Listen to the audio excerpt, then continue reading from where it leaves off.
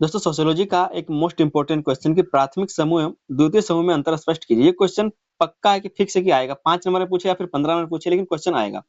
ज्यादा चांस है कि 5 नंबर में पूछा जाएगा। इससे पहले दोस्तों हम एक क्वेश्चन करवाए थे आपको सामाजिक समूह के बारे में, और वहां पर हम आपको बताए थे कि प्राथमिक समूह क्या होता है, द्वितीय समूह क्या होता है, और वहीं पर आपको ये बात भी बताए थे कि इसके लिए हम अलग से क्वेश्चन करवाएंगे जहां पर हम लोग प्राथमिक समूह और द्वितीय समूह में अंतर को देखेंगे। ठीक है, तो आज उसी क्वेश्चन को हम लोग देखने वाले हैं कि प्राथमिक समूह एवं द्वितीय समूह में अंतर स्पष्ट कीजिए। समझते हैं हम लोग कि प्राथमिक समूह क्या होता है, द्वितीय समूह क्या होता है। प्राथमिक समूह वो समूह होता है जहां पर लोग क्या है तो भावनाओं के साथ किसी समूह के साथ जुड़े हुए रहते हैं, जहां पर क्या है तो वो लोग अपना मानते हैं सबको। ठीक है, मतलब जहां पर अपना संबंध होता है, निजी संबंध होता है, या फिर जहां पर लोग अपना से ज्यादा जुड़ाव रहता है, जहां पर ज्यादा से ज्यादा जुड़ाव रहता है, उसको बोलते हैं प्राथमिक समूह। और द्वितीय समूह वो समूह होता है जहां पर सिर्फ लोग अपने उद्देश्यों से, अपने कार्यों के कारण जुड़े रहते हैं, तो उसको बोलते हैं द्वितीय समूह। प्राथमिक समूह में आपका परिवार आएगा, जो आपके निजी मित्र हैं, जो आपके जिगरी दोस्त है वो लोग आएंगे। ठीक है, जो आपके रिश्तेदार हैं वो लोग आएंगे। जबकि जो द्वितीय समूह है यहाँ पर आपके जैसे कि और भी आप ट्यूशन पढ़ने के लिए जाते हैं, वहां पर बहुत सारे लोग आते हैं पढ़ने के लिए, तो वो सारे लोग हो सकते हैं। कोई जो सेमिनार है, कोई जो सभा है, वहां पर बहुत सारे लोग होते हैं जो आपके साथ रहते तो है, लेकिन वो हमेशा के लिए आपके साथ नहीं रहते, कुछ टाइम के लिए रहते हैं। जैसे कि रेलवे स्टेशन का भीड़ हो गया, ठीक है, बस स्टैंड का भीड़ हो गया, बाजार कहीं पर जाते तो वहां तो बहुत सारे लोग रहते हैं, लेकिन वहां पर कोई आपका अपना नहीं होता, तो उसको बोलते हैं द्वितीय समूह।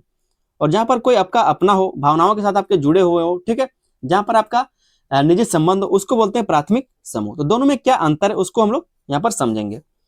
परिचय को हम लोग पहले थोड़ा सा समझ लेते हैं। चैनल पर नहीं तो आप लोग चैनल को सब्सक्राइब जरूर कर लीजिएगा, हम बार बार आपको बोलते हैं तो चैनल को आप लोग सब्सक्राइब कीजिए। ठीक है, परिचय को हम लोग समझते हैं। कहा जा रहा है कि समाज में व्यक्ति विभिन्न प्रकार के समूहों से जुड़ा होता है। समाज में जो व्यक्ति है वो विभिन्न प्रकार के समूहों से जुड़ा हुआ होता है। कुछ समूह उसके बहुत निकट होते हैं, जहां भावनात्मक संबंध पाए जाते हैं, जहां पर क्या तो भावनात्मक संबंध पाए जाते हैं। जबकि कुछ समूह केवल कार्य या फिर उद्देश्य के लिए बने होते हैं। ठीक है, क्या कहा गया कि समाज में जो व्यक्ति वो विभिन्न प्रकार के समूह से जुड़ा हुआ होता है। कुछ समूह उसके निकट होते हैं, जहां पर भावनात्मक संबंध पाए जाते हैं, जबकि कुछ समूह केवल कार्य या फिर उद्देश्य के लिए बने होते हैं। इन्हीं के आधार पर समूहों को प्राथमिक और द्वितीयक समूहों में विभाजित किया जाता है। और इन्हीं के आधार पर क्या है तो जो समाज है, जो समूह, उसको प्राथमिक समूह और द्वितीय समूह के आधार पर विभाजित किया जाता है। दो भागों में क्या तो समूह को बांटा जाता है। दोनों के बीच का अंतर समझना आवश्यक है, क्योंकि ये व्यक्ति के जीवन को अलग अलग तरीके से प्रभावित करते हैं। ठीक है, आगे दोस्तों हम लोग समझेंगे कि प्राथमिक समूह और द्वितीय समूह में अंतर क्या है। ये क्वेश्चन आप लोग फिक्स मानिए, 5 नंबर के लिए क्वेश्चन आएगा तो आएगा। ठीक है, 5 नंबर का क्वेश्चन आएगा। हम आपको एक इंपॉर्टेंट बात बताते थे कि आप लोग के लिए हम प्लेलिस्ट बना दिए, लिंक आपको डिस्क्रिप्शन में मिल जाएगा, एक बार चेक कर लीजिएगा और तैयारी आप लोग कर लीजिए। दूसरा बात है कि आपका जो मेजर 1 में, सोशियोलॉजी मेजर 1 में जो आपका सिलेबस था, वही आपको एसोसिएट कोर 1 में पढ़ना है, या फिर जिसका आजकल तो इसका नाम एसोसिएट कोर हो गया, लेकिन पहले इसको माइनर कहा जाता था। ठीक है, तो चाहे माइनर पेपर हो चाहे एसोसिएट कोर हो, उसमें आपको यही चीज पढ़ना है, सेम सिलेबस पढ़ना है। तो समझते हैं हम लोग प्राथमिक समूह एवं द्वितीय समूह में अंतर, कि प्राथमिक समूह और द्वितीय समूह में क्या अंतर है। संबंधों का स्वरूप, दोनों में संबंधों का जो स्वरूप है उसमें क्या अंतर है उसको समझते हैं।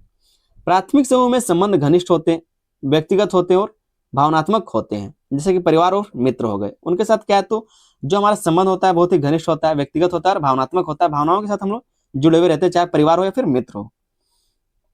यहाँ लोग एक दूसरे के सुख दुख में साथ देते हैं और गहरा अपनापन होता है। वहीं द्वितीय समूह में संबंध औपचारिक और उद्देश्य आधारित होते हैं, जैसे कि कार्यालय या फिर विद्यालय, जहाँ संबंध काम तक सीमित रहते हैं। तो संबंधों का स्वरूप दोनों का अलग है, चाहे वो प्राथमिक समूह या फिर द्वितीय समूह। जैसे प्राथमिक समूह में क्या होता है, हम लोग भावनाओं के साथ किसी से जुड़े हुए रहते हैं, घनिष्ठ उनके साथ संबंध होता है, व्यक्तिगत संबंध होता है। जैसे कि हमारा परिवार हो गया, हमारे पर्सनल जो दोस्त है वो हो गए, जिनके साथ हम इमोशनली जुड़े हुए रहते हैं। लेकिन कुछ ऐसे समूह, कुछ ऐसे जगह जहाँ पर विद्यालय आप जाते हैं, तो वहां पर 100-200 लोग एक एक क्लास में बैठे हुए रहते हैं, 50 लोग एक क्लास में बैठे हुए रहते हैं। तो क्या 50 लोग के साथ आपका जान पहचान या फिर सभी को आप जिगरी मानते हैं या नहीं मानते हैं? तो वहां पर आप लोग सिर्फ पढ़ने के लिए गए, पढ़े, टाइम हुआ घर आ गए। एक दो दोस्त आपका होगा जो घर तरफ का होगा या फिर कहीं और होगा, जो आपका जिगरी दोस्त है उसके साथ आपका क्या होगा तो प्राथमिक समूह वाला फीलिंग होगा, जिसके साथ इमोशनली आप जुड़े होंगे। लेकिन वो क्या है, जहां पर आप सिर्फ उद्देश्य के लिए जाते हैं, सिर्फ काम करने के लिए जाते हैं, वो आपका द्वितीय समूह होता है। तो दोनों के संबंधों का स्वरूप में अंतर होता है। ठीक है, दूसरा जो अंतर यहाँ पर देखने को मिलता है वो है संपर्क का प्रकार। दोनों का संपर्क का प्रकार अलग अलग है। प्राथमिक समूह में आमने सामने संपर्क अधिक होता है। आमने सामने क्या तो संपर्क अधिक होता है, जिससे लोग एक दूसरे को अच्छी तरह समझ पाते हैं। मतलब जहां पर आप मिलते जुलते रहते हैं, जैसे कि अपने दोस्त हो गए, आपका परिवार हो गया, तो जो संपर्क है वो अधिक होता है कहाँ पर, तो आमने सामने में। द्वितीय समूह में संपर्क प्रत्यक्ष के साथ साथ अप्रत्यक्ष भी होता है, लेकिन जो द्वितीय समूह है वहां पर जो संपर्क होता है वो प्रत्यक्ष मतलब डायरेक्ट भी होता है, कभी कभी अप्रत्यक्ष भी होता है मतलब इनडायरेक्ट भी होता है, जैसे कि फोन से, इंटरनेट आदि के माध्यम से। इसलिए व्यक्तिगत निकटता कम होती है। जो द्वितीय समूह होती है उसके साथ क्या है, तो जो व्यक्तिगत निकटता है वो कम होता है, क्योंकि हम लोग बहुत ज्यादा उससे मिलते नहीं है। तीसरा जो यहाँ पर हम लोग अंतर देखेंगे वो है आकार, दोनों का साइज।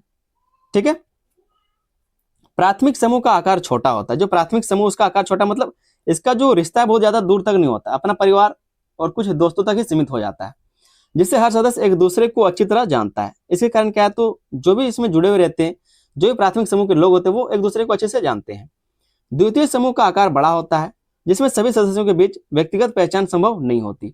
द्वितीय समूह का जो आकार है बहुत बड़ा होता है, क्योंकि आपको ऑफिस के लोगों के साथ भी जान पहचान रखना है, गांव के लोगों के साथ भी जान पहचान रखना है, जो आपके गांव के अगल बगल के गांव है, जो आपका पंचायत है, शहर है, उसके लोगों के साथ जान पहचान रखना है। तो उनके साथ क्या आकार बड़ा होता है, लेकिन कह सकते हैं जो सदस्यता एक दूसरे के साथ जो अच्छी जान पहचान रहती है वो सिर्फ प्राथमिक समूह के लोगों के साथ ही हो पाता है। अगला यहाँ पर अंतर देखेंगे वो है उद्देश्य। दोनों के उद्देश्यों में अंतर देखने को मिलता है। ठीक है, प्राथमिक समूह का उद्देश्य केवल कार्य करना नहीं बल्कि भावनात्मक संतुष्टि, सुरक्षा और अपनापन देना भी होता है। मतलब जो आपका प्राथमिक समूह होता है वहां पर आप क्या करते हैं, सिर्फ काम के लिए नहीं जुड़े रहते हैं बल्कि भावनात्मक तरीके से जुड़े रहते हैं, भावनात्मक संतुष्टि देने के लिए, सुरक्षा के लिए और अपनापन देना होता है। द्वितीय समूह में ऐसा नहीं रहता। ठीक है, द्वितीय समूह में मुख्य उद्देश्य किसी विशेष कार्य या फिर लक्ष्य को पूरा करना होता है, जैसे कि शिक्षा प्राप्त करना या फिर नौकरी करना।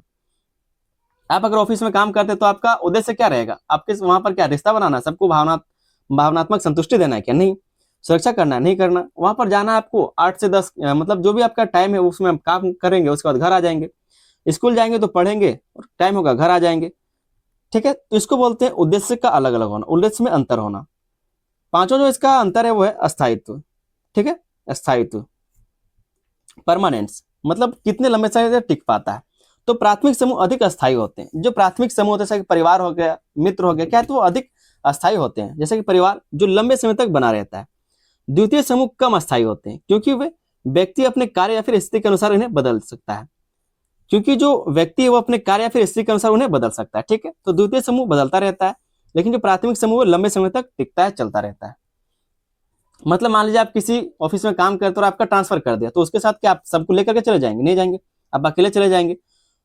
तो वही कहा जा रहा है कि जो द्वितीय समूह कम अस्थायी होता है, क्योंकि व्यक्ति अपने कार्य या फिर स्थिति के अनुसार उन्हें बदल सकता है। अगला यहाँ पर अंतर देखने को मिलता है वो है नियम और नियंत्रण। नियम और नियंत्रण में अंतर देखने को मिलता है।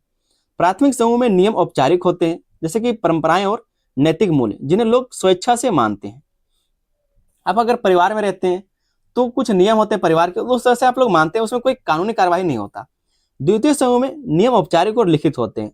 किसी ऑफिस में काम करते तो कितने बजे आना है, कितने बजे जाना है, क्या काम करना है, सब कुछ लिखित होता है फिर औपचारिक होता है, जिनका पालन करना अनिवार्य होता है। ठीक है, तो नियम और नियंत्रण दोनों में अंतर देखने को मिलता है, प्राथमिक समूह और द्वितीय समूह में। अगला यहाँ पर अंतर देखने को मिलता है वो हम की भावना। हम की भावना दोनों में नहीं। ठीक है, तो हम की भावना यहाँ पर देखने को मिलती है। प्राथमिक समूह में हम की भावना बहुत प्रबल होती है, जिससे एकता और अपनापन बढ़ता है। द्वितीय समूह में यह भावना कम होती है, क्योंकि संबंध औपचारिक और सीमित होते हैं। जो हम की भावना मतलब किसी को कुछ भी होगा तो आप जान लगा देंगे, ऐसा परिवार के लिए ज्यादा देखा जाता है। लेकिन जब किसी ऑफिस में आप काम करते हैं तो ऑफिस में आप कुछ किसी को हो जाएगा तो मदद जरूर करेंगे, लेकिन आप सोचेंगे कि हम अपना खेत बाड़ी बेच के उसको ठीक कराए, नहीं करते हैं। तो उसमें हम की भावना का अंतर होता है। अगला जो पॉइंट हुआ भावनात्मक जुड़ाव, चाहे वो व्यक्तिगत कह सकते जो आपका प्राथमिक समूह द्वितीय समूह में व्यक्तिगत जुड़ाव का भी अंतर देखने को मिलता है। प्राथमिक समूह में भावनात्मक जुड़ाव बहुत गहरा होता है, लोग एक दूसरे के प्रति संवेदनशील होते हैं और व्यक्तिगत जीवन में भी भाग लेते हैं, जो व्यक्तिगत जीवन उसमें भाग लेते हैं। द्वितीय समूह में भावनात्मक जुड़ाव कम होता है, क्योंकि यहाँ मुख्य ध्यान कार्य और उद्देश्य पर होता है। तो दोनों में ये देखने को मिलता है, भावनात्मक जो जुड़ाव है उसमें भी अंतर देखने को मिलता है। नौवां जो पॉइंट यहाँ पर लिखा है वो है सदस्यता का आधार। सदस्यता का आधार, ठीक है, प्राथमिक समूह की सदस्यता अक्सर जन्म या फिर निकट संबंधों के आधार पर होती है।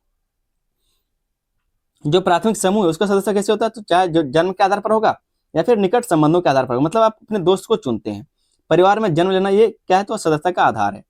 द्वितीय समूह की सदस्यता व्यक्ति की इच्छा, योग्यता या फिर आवश्यकता पर निर्भर करती है, जैसे किसी नौकरी या फिर संस्था में शामिल होना। तो जो द्वितीय समूह है वो क्या है, तो वो अपनी इच्छा से, अपनी योग्यता की, आवश्यकता की निर्भर करता है। ठीक है, सदस्यता का आधार कि आप द्वितीय समूह में हैं या फिर प्राथमिक समूह में।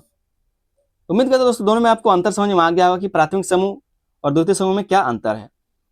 छोटा सा हम लोग निष्कर्ष जरूर लिखेंगे आपके आंसर में कि प्राथमिक और द्वितीय समूह दोनों समाज के लिए आवश्यक है। दोनों क्या, तो समाज के लिए आवश्यक है।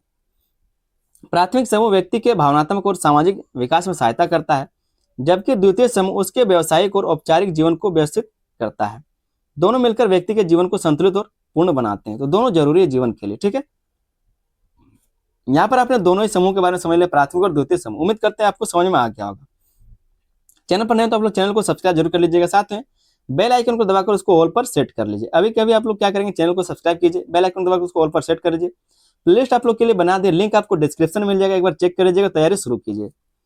फिर से आपको बता दें कि आपका जो मेजर पेपर 1 का सिलेबस है, जो आपका मेजर 1 में पढ़ना है, वही आपको AC 1 में भी पढ़ना है, ठीक है। वही आपको AC 1 में पढ़ना है, तो दोनों का सिलेबस सेम है, तो दोनों में आपका ये काम आ जाएगा। मिलते दोस्तों हम लोग किसी अगले वीडियो में, तब तक के लिए धन्यवाद। जय हिंद।